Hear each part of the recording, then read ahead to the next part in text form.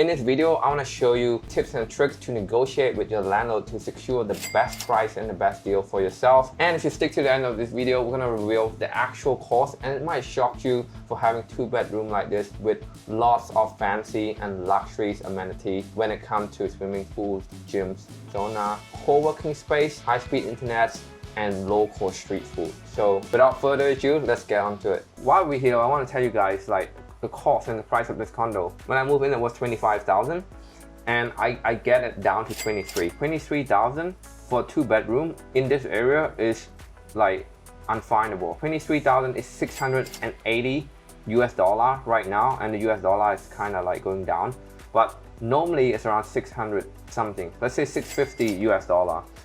This is what I'm paying for this 2-bedroom condo in this area right now. And just for context there, this is COVID price. I'm moving in when it was COVID. If you go ask around, all of this 2-bedroom on this floor, they're starting from 30K up, right? Maybe this couple above me, they're paying 33K. I just asked them, they're my neighbor. Now I want to tell you guys how to actually get really good price and how to negotiate with landlord, in Thailand that have room like this. So first of all, you need to understand that people that own room like this, some of them are not Thai, right? For example, my one, they're from Hong Kong, so kind of like Chinese Hong Kong. The one thing that I able to have the price so low is, number one, is very circumstantial, is that I moved in during COVID, so the price was already low. Now you can argue that she can always raise the price up, but she didn't do that because I say something to her, say, hey, I'm happy to keep renting this place for longer than the contract term. So the contract term back then was a year,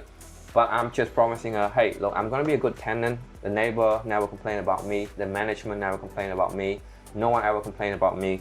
So why don't I keep staying here for a second, third year for the same price, right? So I'm preventing her from raising the price, right? So after COVID, the room here is going up fast, like really, really fast. And because the landlord not Thai, she doesn't live here, she's happy for me to do that, right? You need to understand what the landlord want. They just want passive, consistent cash flow. And one of the reasons that I'm saying as well is that I literally never pay you late. So do not raise the price.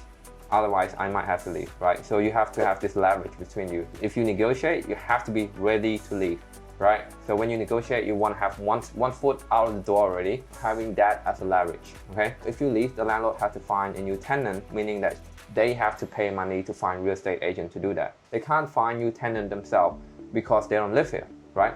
You gotta understand, these are the pain points for this landlord. And one of the things that I say to get a 2,000 baht discount every month is saying, hey, why don't you give me discount for 2,000-3,000 baht every month, and I will use this money to maintain your house, right? Before, when I was moving here during the first 12 months, if anything break or not working, I literally just text her, and it's kind of annoying for both me and her. The oven is not working, I was texting her, and it take her 2-3 days to reply to me. And even if she replies, she don't know what to do because she's not a mechanic and she don't live here, right? She just say I will sort it out, but she never did, right? I'm gonna say to her, why don't you give me a discount and I will never text you about problem about this house again, which I never did. I literally never did. I'm saving myself 2,000 baht a month, and I literally use that money to fix any issue that's happening to the house, which there is plenty of. If you live in any house, there's gonna be some sort of maintenance or some sort of malfunction, like the shower is not working,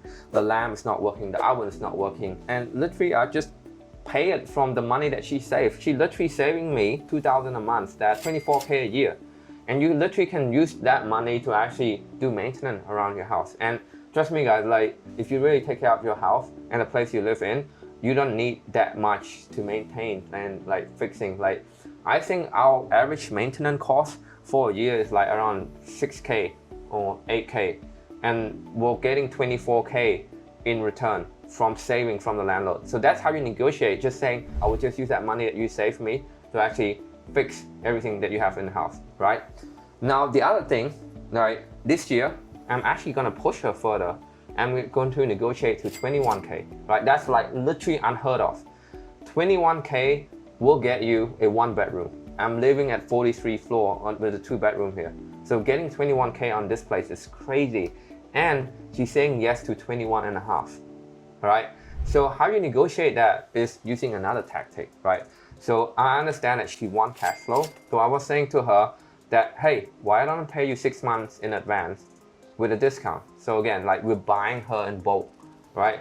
When you go to Marco or you go to Costco, you get a discount when you buy in bulk. So again, she's saying yes to it at 21.5. So for starting, I'm coming to this condo at 25,000 during COVID.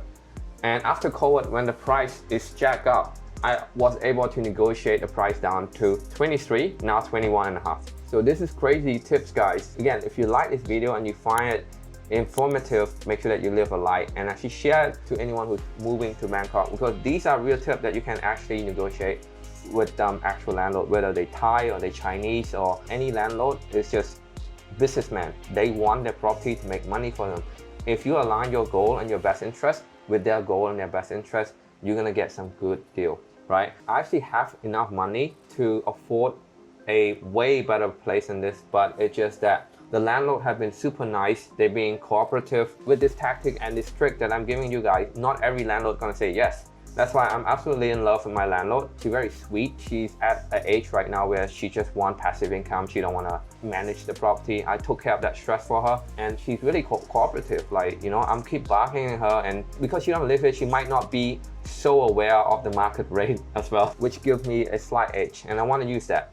Alright, if you like this video, make sure you give it a thumbs up. Now, if you want to know how I was able to semi-retire in my 20s in Southeast Asia and traveling to country like this while making money online remotely, make sure that you check the link in the description alongside with the places. We're also giving out our free course on how to become a true digital nomad so you can experience your life to the fullest potential. Anyway, see you on the next one.